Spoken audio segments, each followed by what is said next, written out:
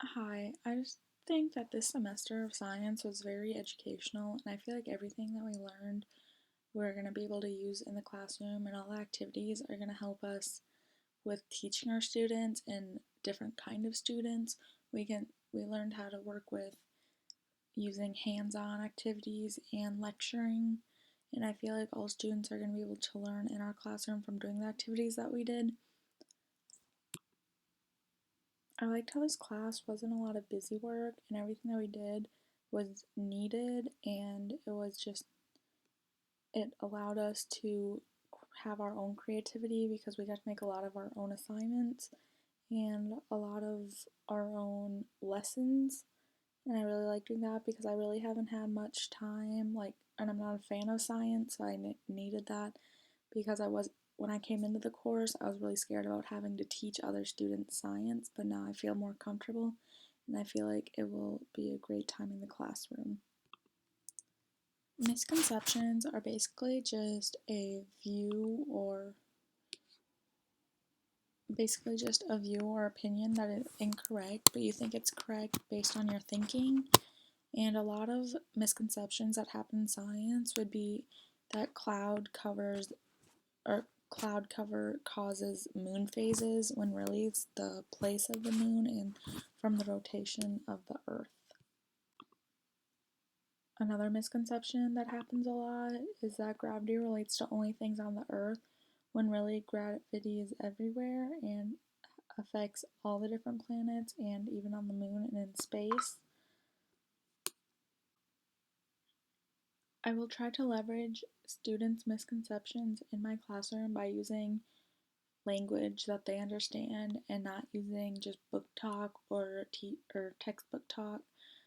that could possibly confuse them and make their misconceptions worse or make them just not want to learn what actually is happening.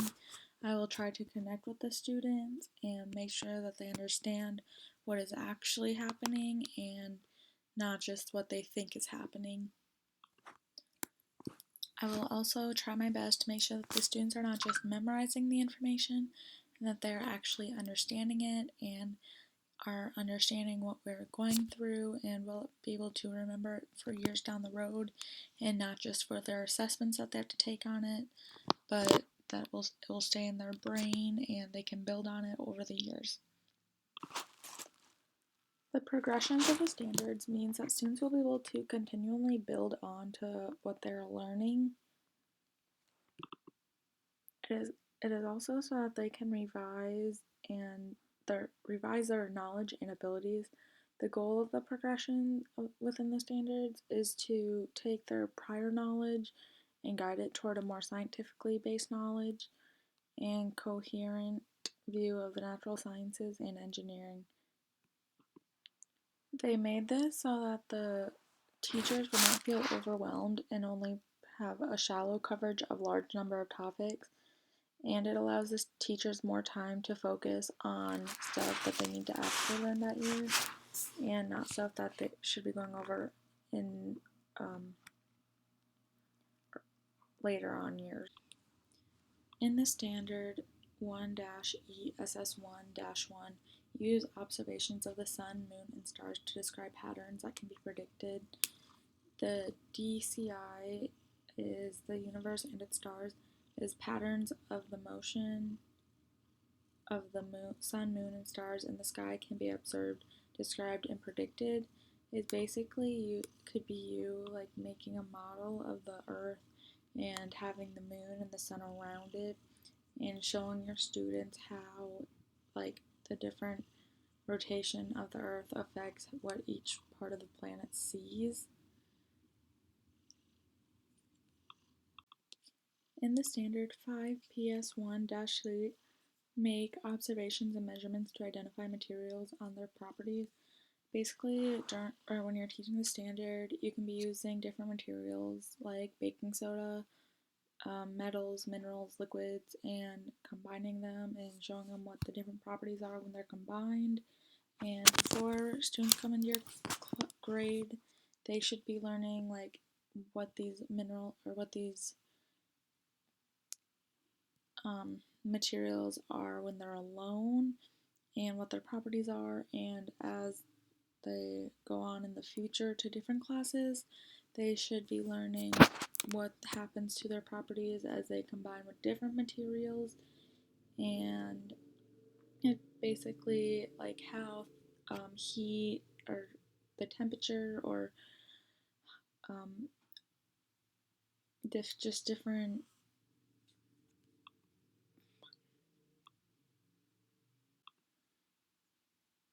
or other heat or other environments affect these proper or these materials and how it affects the different properties of the materials. The 5E lesson plan was very interesting to me because I've never really seen it before until this semester, and I really liked how we used it and how it was in the classroom. So basically the 5 different E's, we have engage, is to allow the students to get excited and to draw your students' curiosity, to get them interested in the content or the lesson that is about to be learned. We have explore, where we basically just give the students different materials or give them things to work with so they can like get used to using those materials, or you get used to like being with them, and it allows them to fail so that they will remember what they did the first time, and when they go to fix it they will remember what not to do. And then we have explain, where we basically just talk about what they did in the explore and why their thing may or may not have worked. And then we have elaborate, where they basically go back to what they were doing in the explore stage and they fix what they did to get it to be correct and have it work. And then we have the evaluate, where we basically just evaluate the students and we give them an assessment to do and we can grade it. You can pick any assessment you want, and it shows what they learned during this lesson, and it shows you as a teacher like what helped the students and what didn't. The engineering design process is basically just a series of steps that guides you to solve problems and to get to the correct answer. To get to the correct answer, we will do different trials and keep testing what we're figuring out until we get to the correct answer, and we make improvements along the way as we learn that from failure we uncover new designs and possibilities to arrive at the correct answer and the solution.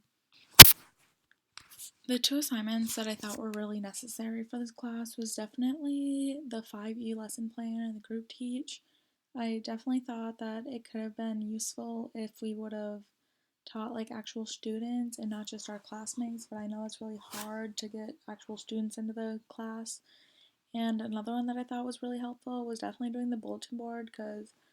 some people might not think that the people put effort into the bulletin boards that they have in their classrooms, or like they don't think that like teaches anything, but really each bulletin board that was in our classroom like all taught a lesson or part of a standard, and I really liked doing that. Possibly 2 assignments that we did in the class that I didn't think were very useful were like the ones we like basically just like any of the ones we just wrote on like the big sheets of paper, just because I personally didn't really learn much from those, just because we saw them once, we either present them to the class or went over them or just looked at other people's, and then I just kind of forgot the information and I didn't really learn anything from it. So maybe that could be adjusted some, just like learn it more and not just write it down, finish it, and then go on with the next lesson. It was really nice having you this semester as a teacher. Thanks. Goodbye.